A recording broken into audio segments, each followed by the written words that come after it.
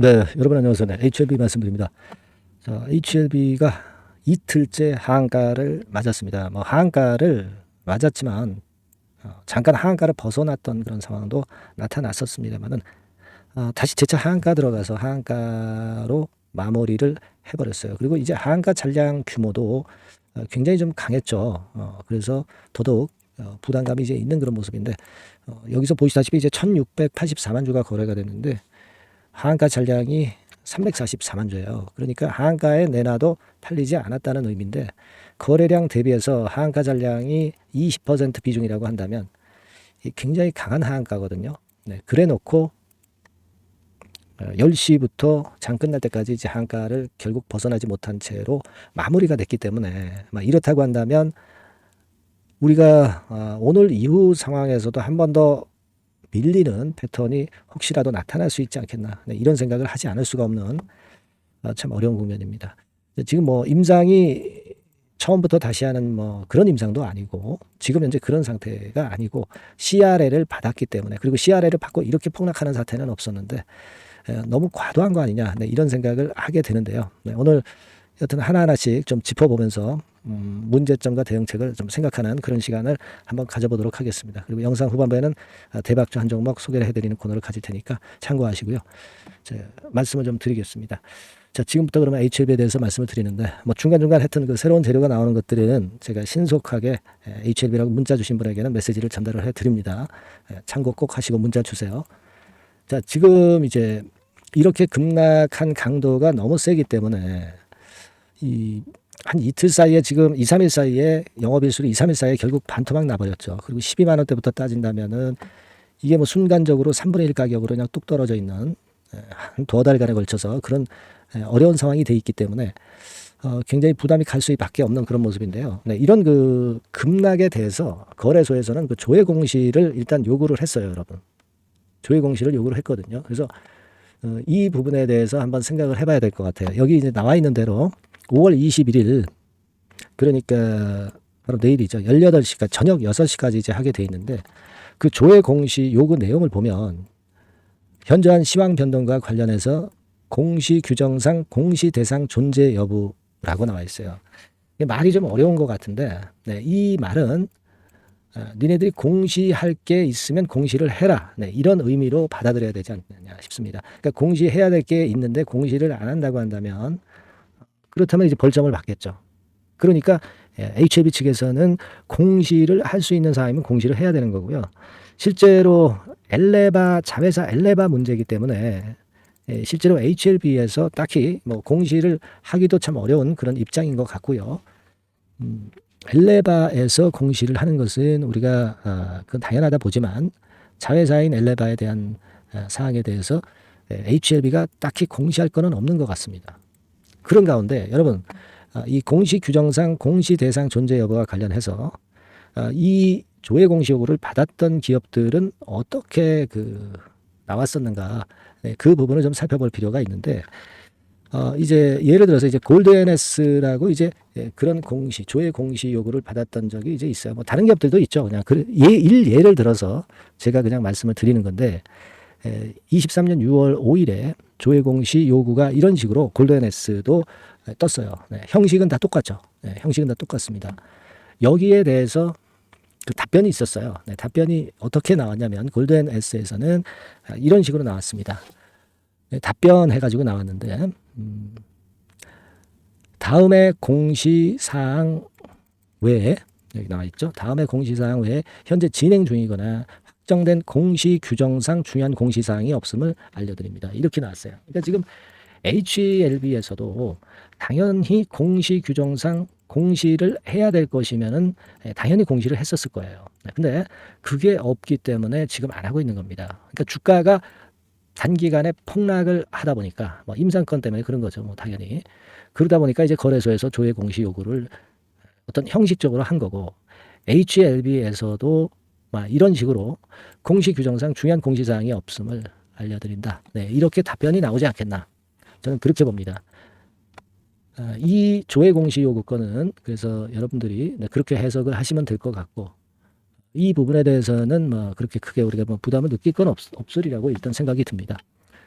다만 이제 지금 우리가 이 HLB와 관련해서 임상권에서 결국 이 승인이 불발이 되다 보니까 주주님들의 입장이 굉장히 어려워지신 상황이 돼버리고 그리고 이제 이렇게 되다 보니까 야 니네들 HLB에서 제대로 니네들이 있는 그대로 얘기를 하는 거냐, 너네들 믿을 수 있느냐, 막 이런 심리가 더 강해져 가죠.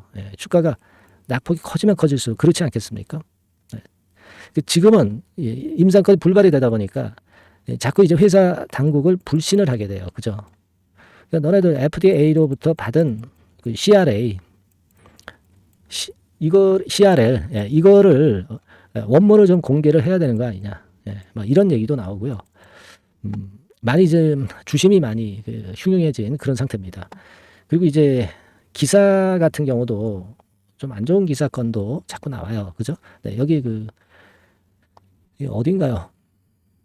여기서 n.news.naver.com 이 저거죠. 뉴스원. 네, 뉴스원 사이트에서도 K바이오는 사기, 주주들이 와그라그라다, 이런 얘기도 나오고, 일단 실망스러운 부분에 대한 기사가 나오기도 하고 있습니다. 예. 일단 이 기사건에서는 이제 뭐라고 얘기를 하고 있냐면은 결과적으로 여기 쭉 우리가 알고 있는 내용이에요. 네, 내용인데 전세자금 물렸다, 이런 얘기 나오고, 항상 주가가 반토막 나거나 몇 토막 나면 항상 이런 얘기 나옵니다. 전세자금 같은 거로 투자를 하면 안 되겠지만 여하튼 이런 얘기 나와 있고요. 그리고 여기 나와 있듯이 주가가 자꾸 급락을 하니까 이번에 그리고 실패를 하다 보니까 불발이 되다 보니까 FDA 원문을 공개해야 된다. 이렇게 얘기도 나오고요. 투심이 굉장히 얼어붙어 있고 분노하는 그런 상황입니다. 그래서 일단 우리가 이런 불신이 지금 현재 만연하고 있는 그런 상황인데, 지금 여러분들에게 제가 말씀을 좀 드렸다시피 항서 측에서는 지난 금요일에 FDA 쪽에 서한을 보낸 건이 있다. 제가 그 자료들을 이제 보여드린 거 있죠.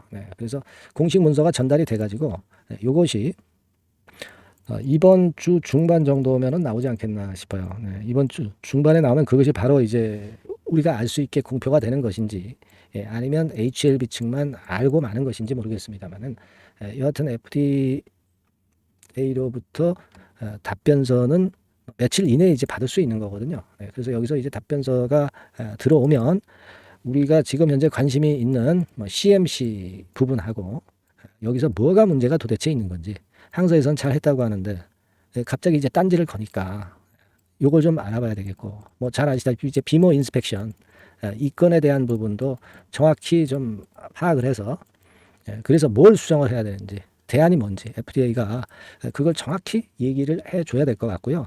요 부분들을 일단 보완을 해야 되겠죠. 보완을 할 거고, 여하튼 항소 제약으로 FDA에서 보내주는 이제 답변, 요 답변이 지금 현재 제일 중요하다고 저는 봅니다. 그래서 요거를 검토를 해보면 결국 중국, 미국 바이오 분쟁 때문에 딴지를 거는 건지, 아니면 진짜 약간의 문제가 있어서 그걸 수정해야 되는 건지 윤곽이 좀 나타나리라고 보여집니다. 그리고 이전에 말씀을 드렸지만은 이번 주에 HLB 바이오 포럼, 이번 주에 개최가 되는데 여기서 항서 회장하고 진 회장하고 만날 거 아니에요. 여기서 먼 얘기가 이제 나온 것이 이제 발표가 될 것 같고요. 요것이 또 주가의 변곡점을 당연히 줄이라고 보여집니다. 그렇죠? 그래서 일단 이런 부분들을 지금 현재 주목을 좀 하고 있는 상태고요. 그리고 제가 말씀드렸던 자료들은 다 알고 계시죠? 지금 예를 들어서 이전 영상에서 제가 여러 자료들을 드렸지만 CRL, 이 건과 관련해 가지고 3개월 만에 승인을 받은 그런 사례가 너무나도 많아요. 해외 사례 봐도 이렇게 많고, 그죠? 그리고 국내 사례를 봐도 많습니다. 이건 이제 아직까지도 이제 해외 사례건에 대한 두 번째 페이지고요. 국내 사례건도 제가 말씀을 좀 드렸다시피 셀트리온 건이나 또는 대웅제약 나보타 건도 있고요. 전부 다 CR을 받았지만은 승인을 결국 이제 받았던 부분이고, 그런 상황입니다. 그래서 일단 이 부분을 우리가 주목해야 된다 이렇게 생각이 들고요. 1단계적으로는 HLB 사측에서는 진 회장을 비롯해서 그냥 말로만 립 서비스를 하면서 국권에 대한 이야기를 하는 것이 투자자들로서는 이제는 뭐 믿지 못하겠다 이런 상황이에요. 그죠? 물론 이제 그 시중에 나돌고 있는 이제 기레기들이 쓰는 기사 이런 것들도 사실 엉터리가 많죠. 엉터리가 많고 그리고 진 회장이 하는 발언을 우리가 100% 확신할 수는 없습니다. 하지만 그냥 소설 쓰거나 또는 말이 안 되는 기사를 쓰는 기레기보다는 그래도 이 사측을 우리가 믿어야 되지 않겠어요? 주주기 때문에 사측을 믿고 신뢰를 해야 될 것 같아요. 물론 이제 우리가 지금 진 회장에 대한 불신을 안 할 수는 없죠. 안 할 수는 없지만 우리가 주주 입장에서 이 HLB를 가지고 계신 분의 입장에서는 승인을 우리가 믿고 들어오신 분들 아니겠어요? 진 회장을 또 믿고 그렇게 가는 거니까 물론 우리가 나중에 여러 가지를 종합 판단을 해서 여러 가지를 종합해서 매매 판단을 하겠지만 그래도 지금 현재로서는 진 회장을 좀 믿어줘야 된다. HLB 사측을 좀 믿어줘야 된다. 이렇게 생각이 들어요. 물론 우리가 판단은 진 회장의 이야기와 다른 재료들을 조합해서 그걸 다 종합 판단해서 해야 되겠지만 지금 현재로서는 우리가 사측을 좀 믿어가야 되지 않겠나 이렇게 좀 생각이 들어요. 그리고 이제 주가 측면에서는요, 여러분 지금 여기서 또 한 차례 밀리면 이게 뭐 3만 원대 근처에 그 예전에 HLB 주가가 올라오기 전에 직전 가격대로 회귀하는 겁니다. 여기서 한 번 더 밑으로 폭락을 해버리면 그죠? 그럼 더 이상 우리가 물러설 때가 있겠습니까? 그죠? 물량을 갖고 계신 분 입장에서 뭐 안 좋을 것 같다고 여기서 팔 수가 있나요? 팔 수가 없는 겁니다. 그죠? 그러니까 지금은요, 여러분 가만히 보면 외인이나 기관도 다 물렸어. 개인도 물리고 누구나 다 물린 상태입니다. 지금 차익을 제대로 보고 있는 분들이 이렇게 막 손으로 꼽을 정도죠. 예전에 아주 밑바닥에서 사지 않았으면 전부 다 물려 있는 상태입니다. 그래서 이 투심이 일단 회복이 돼야 되는데 제가 볼 때는 이런 생각을 좀 합니다. 이렇게 어렵게 전개가 되지만 결국은 말이죠. 저는 이렇게 봐요. 신용 지금 현재 거의 안 되죠. 이거 HLB 공매도 이거 안 됩니다. 그죠? 공매 부분은 그리고 이제 예를 들면 코스피 이전으로 방어를 할 거고요. 연말에 될지 뭐 아니면 그보다 빨리 될지 모르겠지만 지금까지는 연말에 되는 것으로 그렇게 현재 가늠이 되고 있는 상태 아닙니까? 그리고 이제 코스피 이전 건에 조커 카드도 있으니까 이 부분은 괜찮고요. 그리고 지금은 이렇게 낙폭이 더 깊어지는 이유는 이 HLB 주식을 담보로 잡히고 이걸 담보 대출을 받아요. 담보 대출을 받아서 현금을 가지고 또 HLB를 더 삽니다.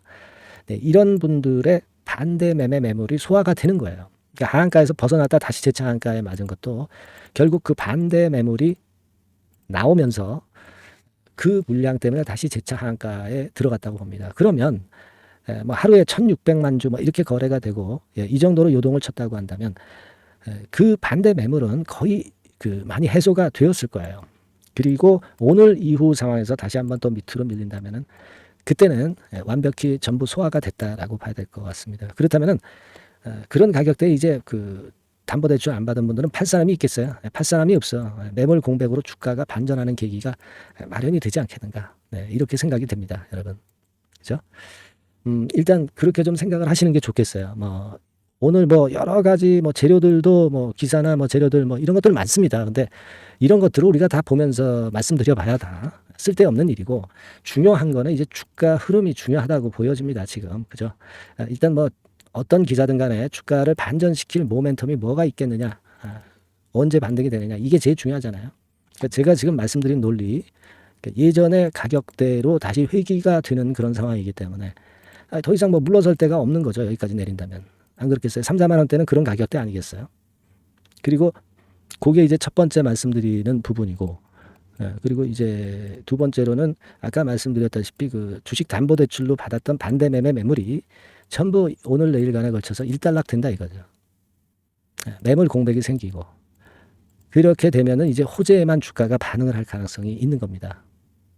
이런 부분들을 우리가 기대를 좀 하셔야 되지 않겠나 이렇게 생각이 듭니다. 그래서 여하튼 이런 건에 대한 신속한 정보와 히든 정보나 자료 등은 제가 HLB를 라고 문자 보내주신 분들에게 최선을 다해서 한번 메시지 드리고 케어를 좀 할까 합니다. HLB라고 꼭 문자 주셔서 진짜 굉장히 어려운 상황입니다만은 제가 조금이나마 좀 보탬이 좀 됐으면 좋겠어요.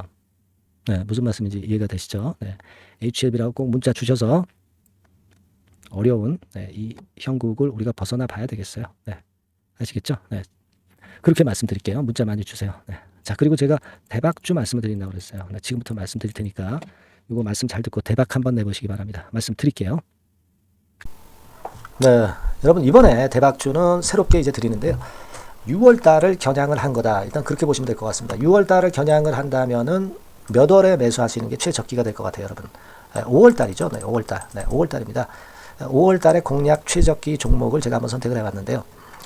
여러 가지 그 섹터들이 많습니다만은 최근 시장 흐름 봐가지고서는 제약바이오 섹터가 그래도 제가 볼 때는 시세를 낼 개연성이 좀 있고, 여기서 제가 말씀드리는 6월에 잭팟급 큰 재료가 나오는 그런 이슈의 대장주입니다, 여러분. 네, 대장주. 네, 주변주가 아니죠. 항상 여러분들 대박주 잡을 때는 대장주 잡아야지, 뭐 가격이 싸다고, 그리고 저가권이라고 그래서 대장주 아닌 거 잡아가지고는 재미가 없어요. 네, 그건 만거의 진리입니다. 이 주식시장에서 해당 이슈의 대장주를 제가 잡아봤고요. 가격대는 15,000원에서 4만원 선 정도, 네, 그 정도 범위에 있습니다. 네, 그리고 외인 기관이 매집하고 있기 때문에, 개인이 주체가 아니고 외인 기관이 매집하고 있기 때문에 역시 그 멀리 가고 큰 시세를 우리가 기대할 수 있다. 네, 저는 그렇게 봅니다. 네, 그리고 목표는 더블 가격이나 3더블 정도, 네, 이 정도로 목표 가격대를 생각하시면 될 것 같고요. 참고적으로 제가 주봉 차트를 한번 보여드리면, 네, 이렇게 생겼습니다. 그러니까 지금 여러분 이제 보시다시피 바닥권에서 한 3 바닥을 딱 찍고 막 이 고점을 뚫기 직전이죠. 뚫은 다음에 사도 되지만 그때는 이미 늦어버려요. 그죠? 네, 이런 가격선에서의 포인트는 상당히 좋다. 네, 저는 그렇게 보고 있고요. 주봉 차트 잠깐 보여드렸고, 이 종목은 한 4가지 정도의 치료제 계통의 모멘텀이 아주 큰 종목입니다. 네, 그래서 요거 먼저 이제 요건과 관련한 치료제 건과 관련해서 보면 전 세계적으로 한 630만 명, 이 병에 걸린 사람을 말하는 겁니다. 국내에서는 10만 명 정도. 아직까지는 국내가 작기 때문에 이것이 커질 수 있는 확률은 굉장히 큽니다. 예, 커질 수 있는 확률은 굉장히 커요. 요것과 관련해서, 이 병과 관련해서 임상 2상을 확보를 한 상태입니다. 네, 임상 2상이죠. 네, 그래서 요거는요, 사실 그 알츠하이머 병이라고 있죠. 네, 요것에 이어서 두 번째로 흔한 퇴행성 신경질환입니다. 50세 미만에서는 거의 발병하지는 않아요. 네, 그 유병률은 연령과 직접적인 상관관계가 있습니다.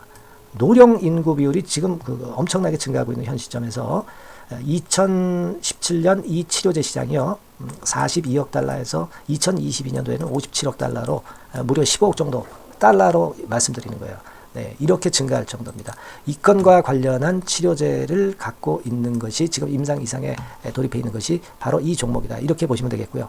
그리고 두 번째 요 건과 관련한 치료제입니다. 사실 이 질환은 전 세계적으로 한 4억 2,500만 명이 걸려 있는 상태. 그리고 국내로 따지면 250만 명이에요. 대충 이제 짐작은 가시겠지만 환자 수는 점점 엄청나게 늘어나는 추세로 가고 환자 수 자체가 상당히 많다는 거.